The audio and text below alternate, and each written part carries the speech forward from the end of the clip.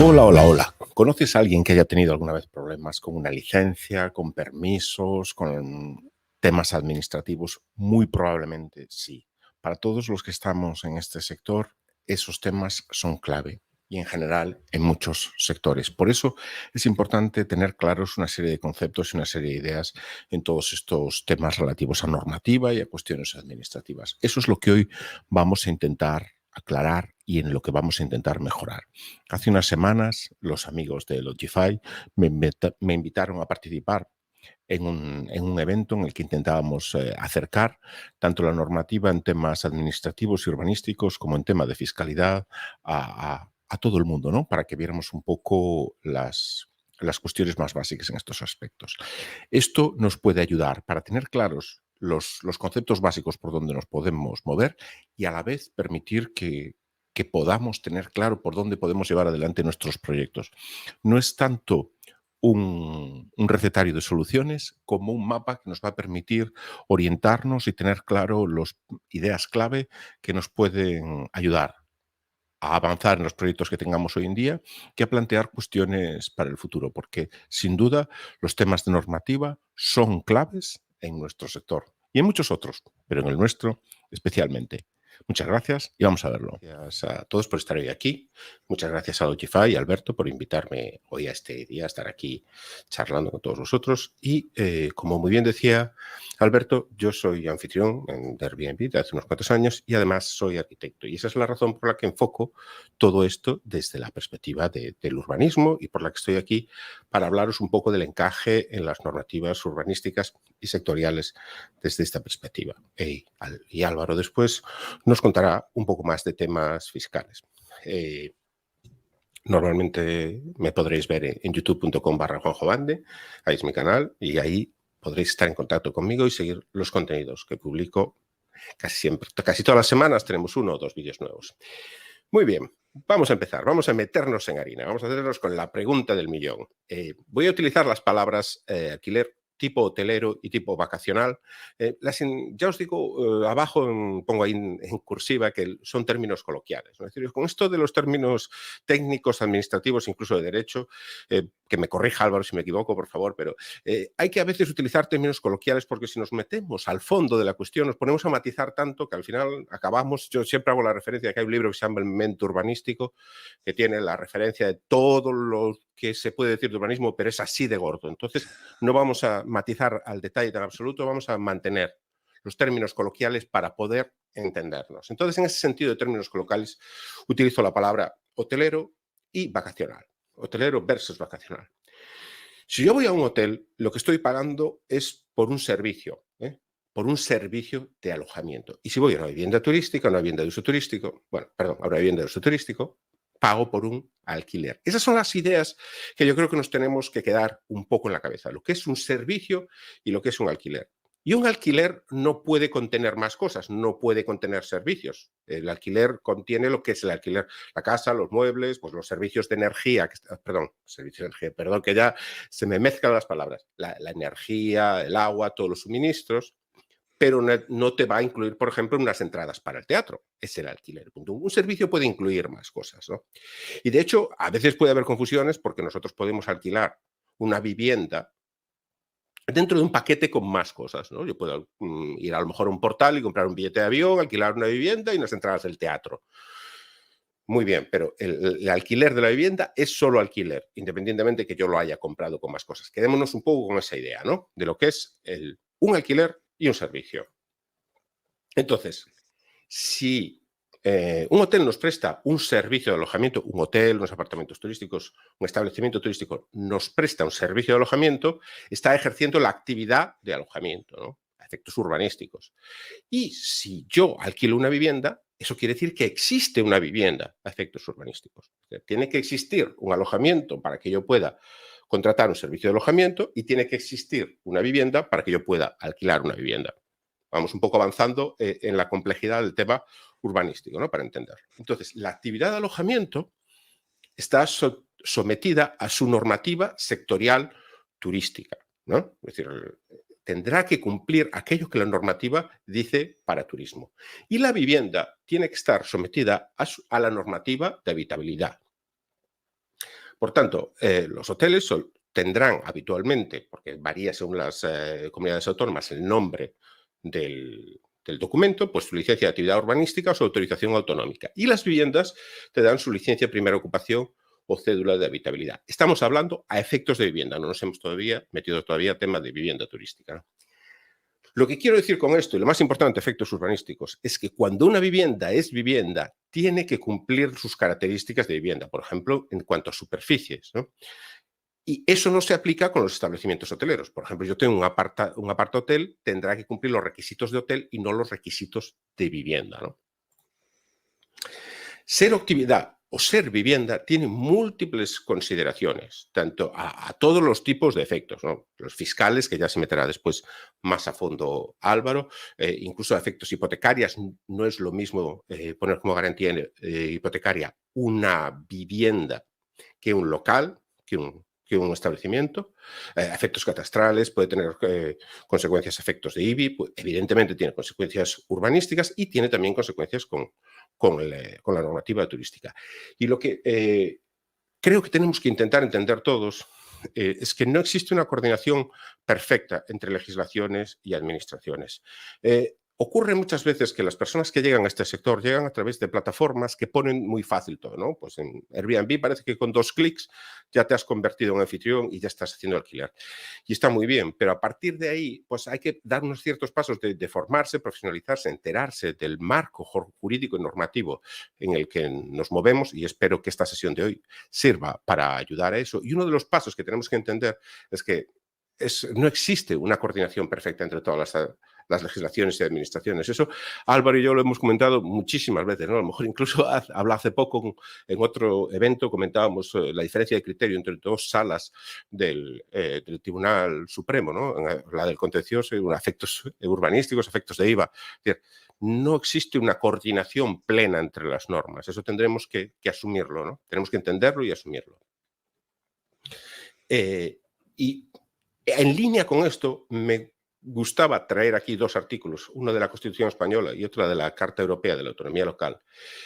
Son 2 artículos importantes para ponernos en el marco mental de que las autoridades municipales tienen, por la Constitución y por la Carta Europea de la Autonomía Local y muchas otras normativas, tienen autonomía política y normativa. Entonces, donde hay autonomía, hay diversidad. Aquellas personas que desean o esperan que exista un criterio municipal unificado para los miles de ayuntamientos que pueden existir en España, yo creo que deberían ajustar sus expectativas, porque aunque esto es un tema que está evolucionando y poco a poco se van estableciendo criterios y se van estableciendo, pues digamos, conceptos jurídicos que se van asentando en la sociedad, eso no quiere decir que vayamos a alcanzar una uniformidad normativa. Veo muchas veces que personas que están en ayuntamientos donde la cuestión está más adelantada, como o empezó antes el fenómeno de la vivienda turística, como puede ser Madrid o Barcelona, dicen, no, es que en este ayuntamiento ha pasado esto, lógicamente en el de al lado va a pasar lo mismo. No tiene por qué. Las autoridades políticas y técnicas tienen derecho a la autonomía y pueden tomar decisiones en el sentido que quieran. Y muchos ayuntamientos están tomando decisiones sobre el futuro de su planeamiento urbanístico, que son decisiones políticas totalmente legítimas y hay que respetarlas y hay que entender que es así. Y creo que debemos ajustar nuestras expectativas cuando lo que aspiramos es que no, es que la normativa de Valencia dice no sé qué y entonces la de Castilla debería decir lo mismo. Pues sí o no, de lo que decidan quienes democráticamente tienen esa responsabilidad. Y en cuanto a las distribuciones de competencias, también mantengo esta idea así en el tono de ideas no generales, ¿no? Es decir, que hay que entender que las competencias de turismo normalmente le corresponden a las autonomías y las competencias de urbanismo le corresponden normalmente a los ayuntamientos. Y a veces se producen procedimientos diferenciados que no están coordinados, ¿no? Es decir, esto es un planteamiento simplificado porque las competencias son complejas, ¿no? Y a veces puede existir solapamientos, pero simplificadamente, es decir, que no nos sorprenda que los planteamientos no estén coordinados desde el punto de vista urbanístico como desde el punto de vista turístico. Muchas veces existe la necesidad de hacer ambos procedimientos. Un procedimiento urbanístico, por ejemplo, si yo quiero construir un hotel, voy a necesitar una licencia de edificación que me emitirá el ayuntamiento y voy a necesitar una autorización de uso a efectos turísticos que me emitirá la administración autonómica competente, ¿no? Es decir, muchas veces hay duplicidad de procesos paralelos e independientes entre sí. Entonces somos los administrados los que tenemos que asumir la dirección de esos procedimientos y llevarlos a buen término y informarnos en las diferentes administraciones que nos puedan competir de lo que tenemos que hacer. Y no decir, no, es que el ayuntamiento ya me ha dicho esto, entonces ya tal. Mucho cuidado con esto, ¿no? Con las dobles competencias. Pero, entonces, vamos a intentar afianzar la idea de lo que es la actividad no residencial, ¿no? Es decir, habrá muchas personas que a lo mejor ya están familiarizadas con esto, pero era una cosa que me gustaba repasar. Una actividad no residencial, por ejemplo, es una cafetería, un supermercado, un hotel. Entiendo que estos son ejemplos muy obvios, pero quiero ponerlos para que anclemos ese concepto de la actividad no residencial. Una actividad residencial no es una vivienda, no es apta para establecer el domicilio, ha de cumplir su normativa sectorial y no ha de cumplir la normativa de vivienda en materia de habitabilidad, requisitos técnicos y código técnico de la edificación. Y se le aplican las limitaciones de uso de la normativa urbanística. Esto es importante quedarnos con este marco mental en la cabeza, porque luego tendremos realidades físicas que tienen una configuración que nos hace dudar. Pues pues yo qué sé, si tengo un aparta-hotel, pues si está configurado de determinada manera, a lo mejor no es muy diferente físicamente de un edificio de vivienda, si nos puede llevar a confusión. Pero tenemos que tener esa idea de la actividad no residencial, que no se ha sometido a los procedimientos y a las normas de vivienda. El residencial, pues como por ejemplo un chalet, un bloque de pisos, un adosado, es una vivienda, es apta para establecer el domicilio permanente, ha de cumplir la normativa específica de vivienda en materia de habitabilidad, requisitos técnicos, código técnico, superficies, ¿no? Y tiene las limitaciones de uso específicas de normativa para residencial. Y ahora vamos a llegar a un campo interesante del que me gustaría hablar, que es la picaresca tradicional y la reacción normativa. En España, el urbanismo tiene tradición de conflictividad y de picaresca, pues cuando no se puede hacer X cosa en X sitios y las personas buscan los subterfugios para hacerlo. Incluso a veces las administraciones inventan cosas extrañas, ¿no? Y hemos conocido casos, yo conozco personalmente algunos y sé que han producido más por las noticias, en el pasado de a lo mejor edificios que se legalizaban como apartahoteles y después se vendían como viviendas. Y hoy en día son viviendas que la gente está viviendo allí, vas a mirar los papeles y resulta que es un apartahotel, que lo que tiene es un usufructo con asignación de uso o cualquier figura legal que haya cubierto esa venta, ¿no? Es decir, ha ocurrido eso en el pasado. Y ahora mismo y ha habido reacciones normativas por parte incluso de los ayuntamientos que han intentado limitar eso, ¿no? Por parte de los registros, de los registradores. Y por otra parte, ahora estamos en el momento contrario, ¿no? Donde estamos teniendo problemas para hacer usos, por ejemplo, de vivienda turística en zonas donde algunos ayuntamientos no la quieren tener, ¿no? Es decir, tenemos aquí como dos realidades que paralelas, el mundo de la no vivienda y el de la vivienda, que hay conflictividad y hay una evolución muy compleja, ¿no? Entonces, vamos a repasar un poco lo que es la idea del alquiler vacacional de tipo hotelero, lo que coloquialmente se conoce como los apartamentos turísticos. Y tenemos que entender que esta clasificación que estoy haciendo se realiza desde el punto de vista normativo, porque nos podemos encontrar con que en la realidad dos cosas sean muy similares o prácticamente indistinguibles, pero que una de ellas esté clasificada como apartamento turístico y otra esté clasificada como vivienda. Porque, como comentaba, las normativas de vivienda establecen unos mínimos, pero nadie implica que las cosas pueden tener mayor superficie que los mínimos. Entonces puede haber físicamente muy poca diferencia entre unas cosas y otras. Pues como decía, el alquiler vacacional de tipo hotelero, conocido a veces como apartamentos turísticos, se realiza en un establecimiento que cuenta con licencia de apertura. No es una vivienda, no tiene licencia de primera ocupación. Suele estar sujeto a IVA. La calificación urbanística ha de permitir este uso. Si no está en suelo terciario o de ese tipo, tiene que ser un uso compatible. Y suele habitualmente incluir servicios complementarios turísticos, ¿no? Pues es normal, pues si uno va a un hotel, pues coger pensión completa o servicios complementarios, una excursión, lo que sea, es un paquete, puede ser, ¿no? Y los establecimientos de este tipo suelen tener, y es urbanísticamente una cuestión muy importante, servicios comunes, como una recepción, un restaurante, etc. Entendamos que urbanísticamente, por ejemplo, una habitación de hotel no es una unidad de uso, la unidad, porque no cuenta con los elementos comunes en esa habitación que la mantienen. Los elementos comunes forman la unidad que es el hotel. a diferencia de una vivienda, que la vivienda en sí es autónoma, lo consideramos una unidad autónoma para cumplir su función. Y luego vamos a hablar del alquiler vacacional tipo residencial.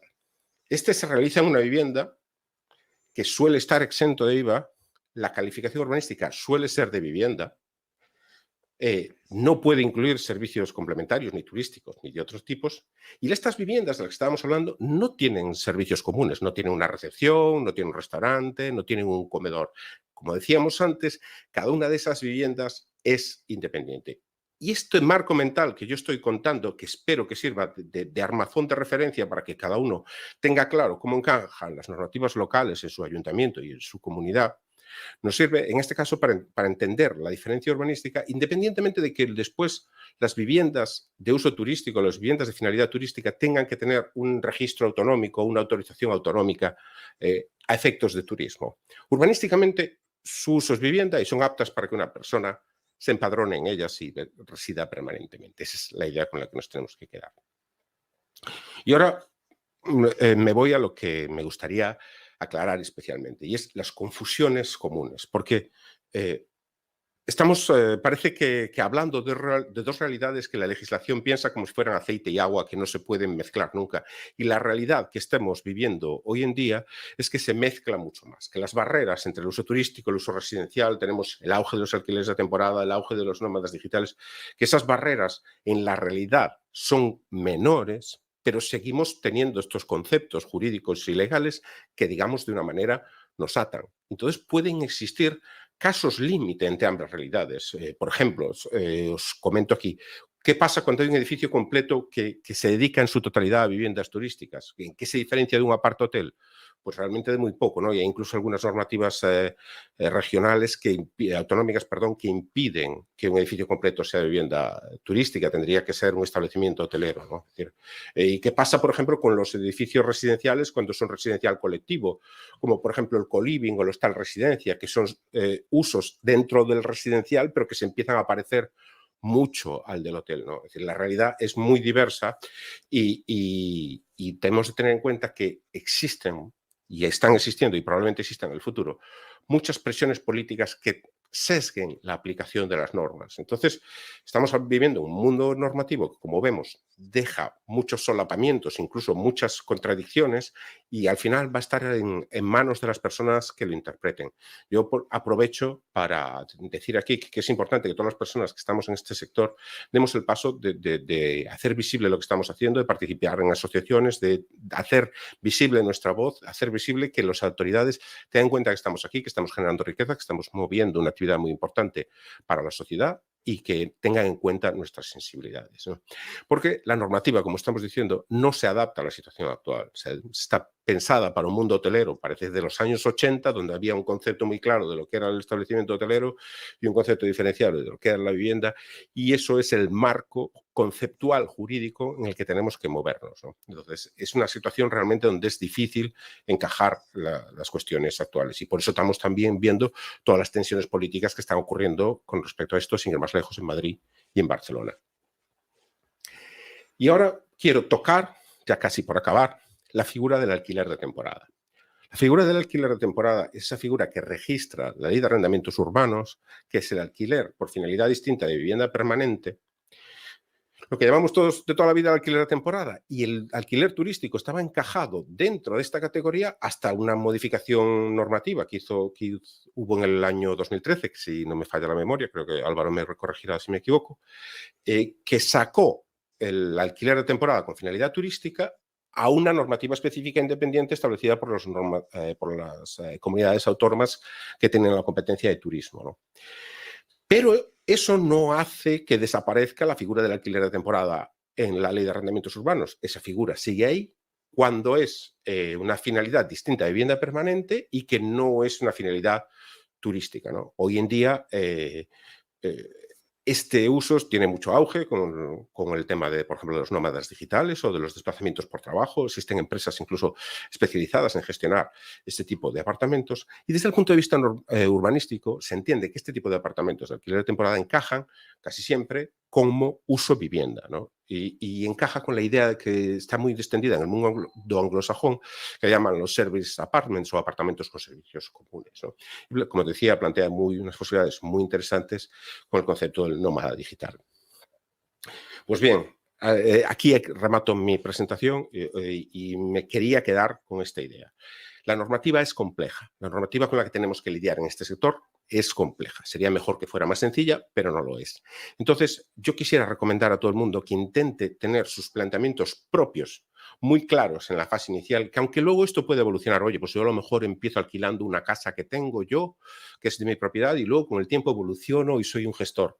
Muy bien, pues evolucionarás, pero por lo menos tener unos planteamientos desde el principio y desde la fase inicial, hacer estas reflexiones, intentar conocer todo el marco jurídico de mi localidad, recabar toda la información que sea posible, porque si no, con el tiempo esto puede traer consecuencias negativas y cuanto antes se haga, mejor. Espero haber ayudado a tener este marco de referencia de ideas. Es imposible en una hora hacer un repaso individualizado de cada una de las normativas locales, pero espero que estas ideas, estas pinceladas de ideas de referencia nos ayuden a hacer un poquito de armazón y poder sostener estas ideas y por lo menos saber qué preguntar a los técnicos que nos tengan que dar las respuestas en el ayuntamiento.